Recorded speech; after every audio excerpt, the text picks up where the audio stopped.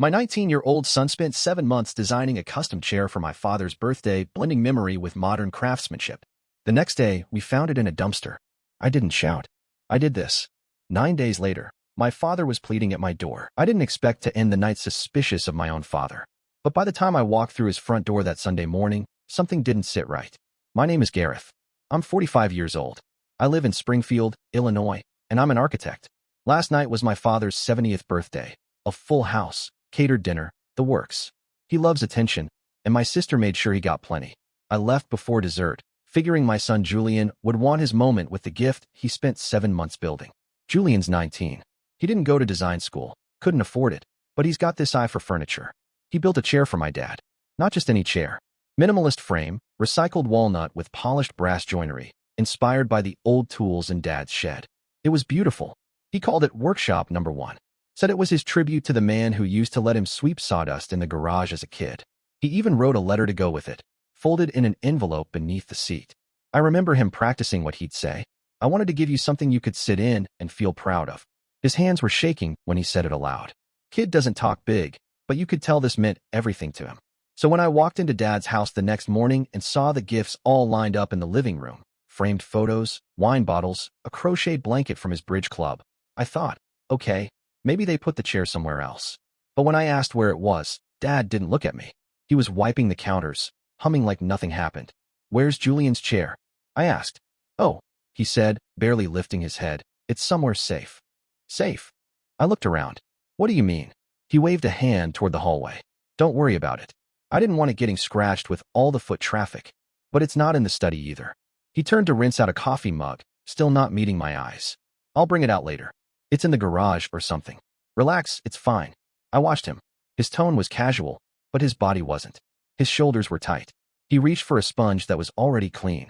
And then I noticed what was sitting proudly on the console table by the fireplace. A lopsided popsicle stick picture frame with a glitter-glued Happy Birthday, Gramps sign from my niece Ellie.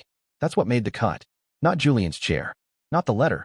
Not the 7 months of planning, cutting, welding, sanding. I didn't say anything else. I just stood there, feeling like the floor shifted under me. Something was wrong, and no one was talking about it. Not yet. It was the sound that stopped me. A soft clink, almost metallic, buried under the weight of trash bags. I'd gone out back to take the garbage to the workshop dumpster, just like I used to as a kid, back when Dad still built things and the smell of sawdust lived in the air.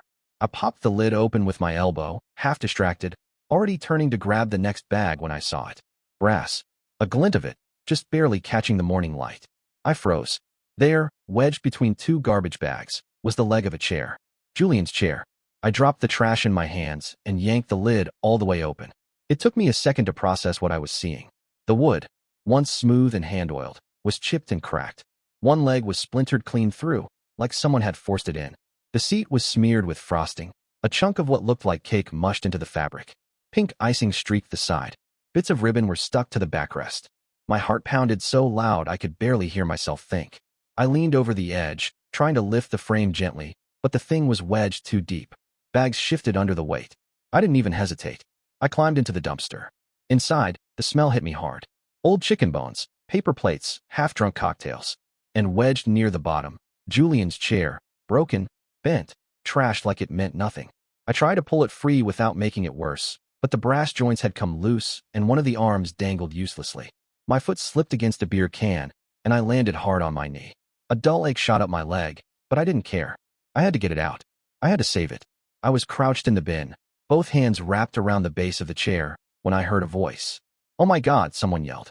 Uncle Gareth's dumpster diving. I turned. It was my nephew, Wyatt, 14, smirking, phone already up and filming. He stood 10 feet away, pointing like I was some animal at the zoo. Everybody come look. Uncle Gareth's swimming in trash furniture. I tried to stand, tried to say something, but my foot caught on a plastic bag. I stumbled, bracing myself on the side of the bin. The chair shifted with me, almost falling apart in my hands. Then I heard another voice. A quieter one. Closer. Dad. Julian. I turned slowly, heart already sinking. He stood by the shed, his face blank. He looked at the chair, then at me, then at Wyatt's phone. He didn't say a word. His shoulders tensed. Just a flicker. Then he turned and walked away. Didn't ask what happened. Didn't yell. Didn't cry. Just turned. And I stayed there, knees in garbage, holding what was left of his pride in my arms. I wanted to say something. Anything. But my throat wouldn't work. That moment, his silence, his back walking away, hurt worse than anything I'd ever felt. Julian didn't come home until late that night. I heard the door creak open around 10, then shut softly. No footsteps. No voice. Just the sound of his bedroom door closing. I didn't even try to talk to him. What was I going to say? Hey, sorry you found me digging your broken gift out of the trash while your cousin filmed it like a joke? No version of that would ever come out right. Instead, I spent the rest of the night in the garage. I set the chair, what was left of it, on my old drafting table. The legs were gone. One snapped clean off, the other cracked straight through the joinery. The seat was sticky with frosting, and the back had a smudge of some kind of sauce.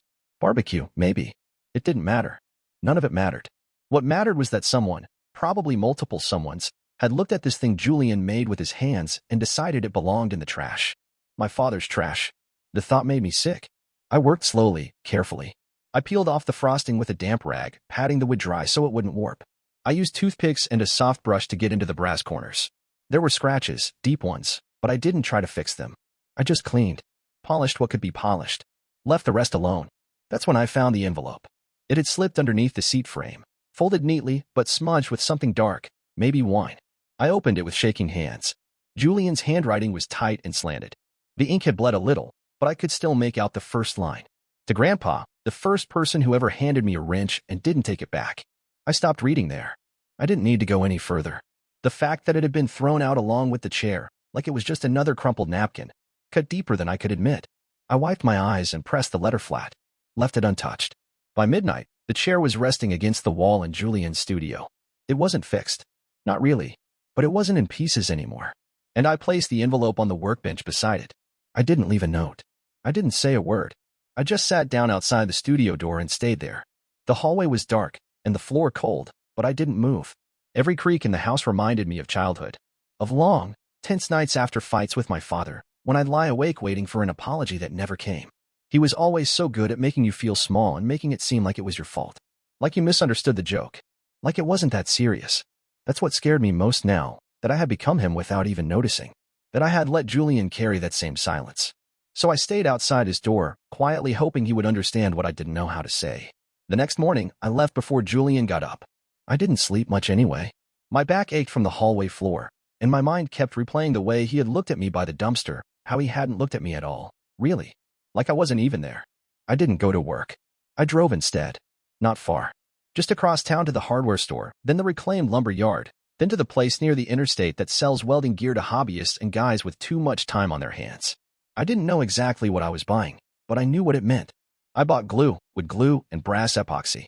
Sandpaper in 3 grades. A set of clamps. I picked out 2 different types of wood, one dark and one lighter, not because I thought he'd use both, but because Julian liked to blend contrast into his pieces.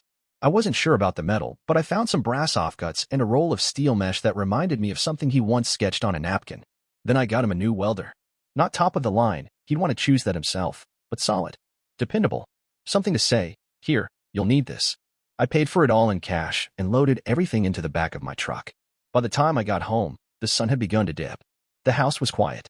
Julian's studio door was still closed. I didn't knock. I just laid everything out in the center of the room, right there on the concrete floor. The welder.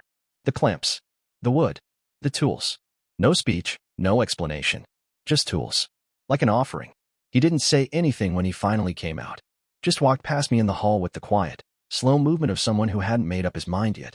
He didn't glance my way, didn't ask any questions. He opened the studio door, walked in, and closed it behind him. I stood there for a while. Then I heard it, the faint hum of the sander, the tap of metal on wood, the rustle of paper. He was working. No yelling, no dramatic confrontation. Just that sound, alive again. Like something had cracked open. Like maybe, just maybe, he still had something left to say. And maybe he was going to say it the only way he knew how. I didn't go into the studio after that. Not once. For days, I'd walk past the closed door and hear the rhythm of it. Sandpaper dragging in long, even strokes, the buzz of the welder, the sharp clank of clamps tightening. No music, no talking. Just the raw sound of a boy remaking something that had been taken from him. Julian didn't speak to me.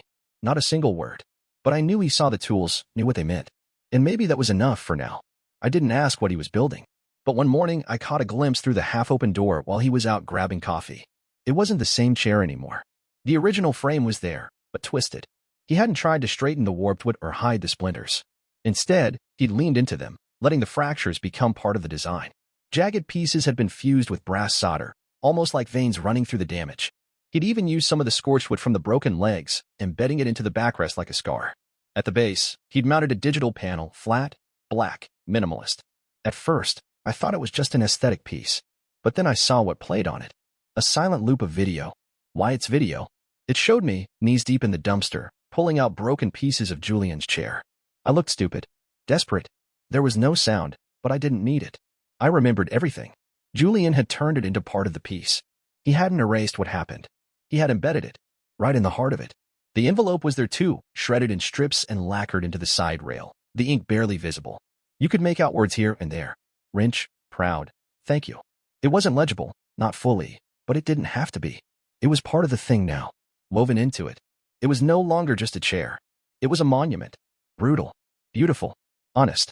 I didn't cry, but I stood there for a long time, my hand resting on the doorframe, afraid to step inside. Not because I wasn't welcome, but because I didn't want to disturb what had come out of the silence. He had taken every insult, every smear, every splinter, every second of humiliation, and made it into something people couldn't ignore. It stunned me.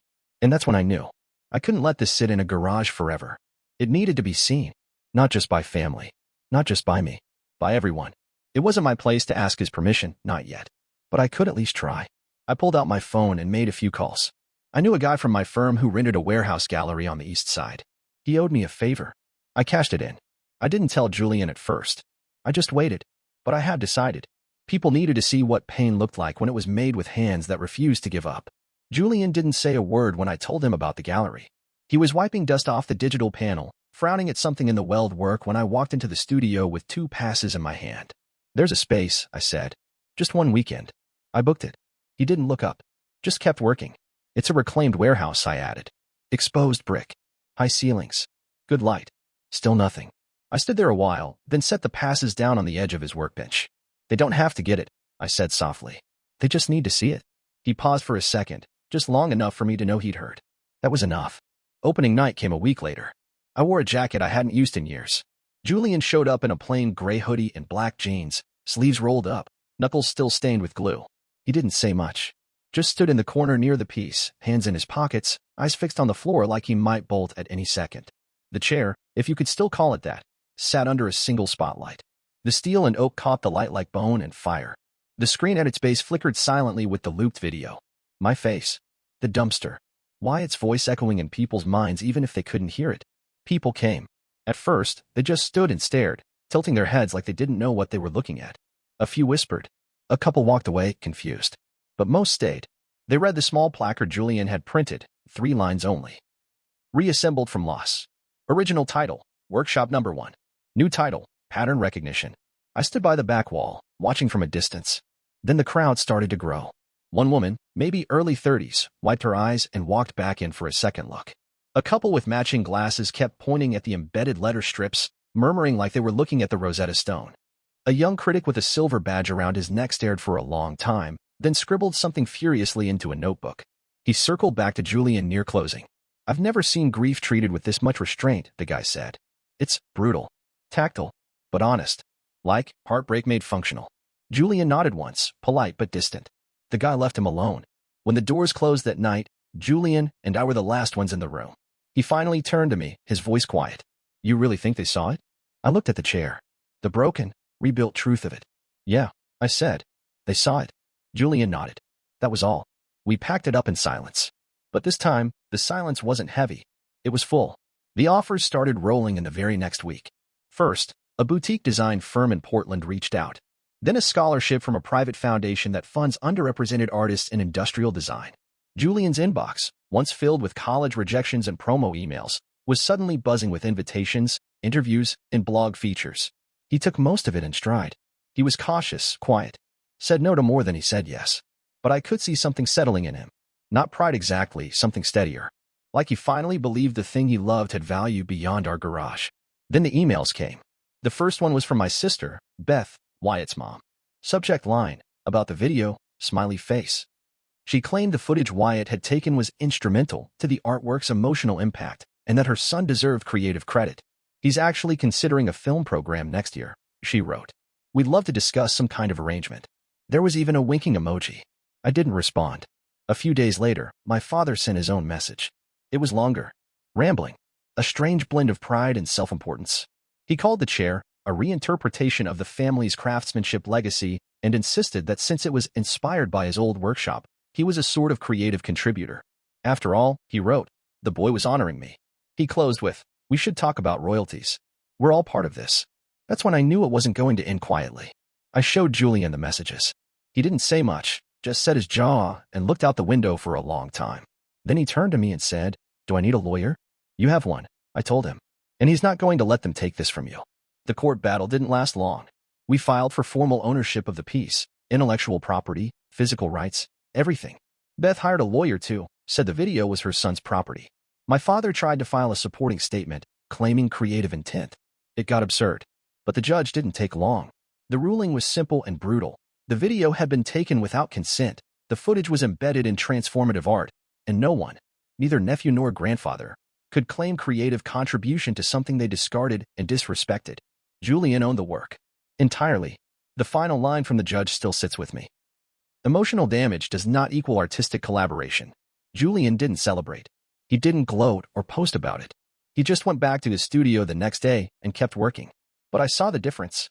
His shoulders were a little looser. His steps a little lighter. He had walked through betrayal, humiliation, and a legal war with his own blood, and come out still building. Still his own. 3 years passed like a slow breath.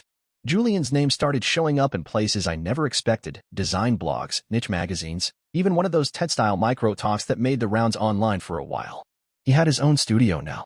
Not big, but clean and bright, tucked behind an old brick bakery on the north side of town.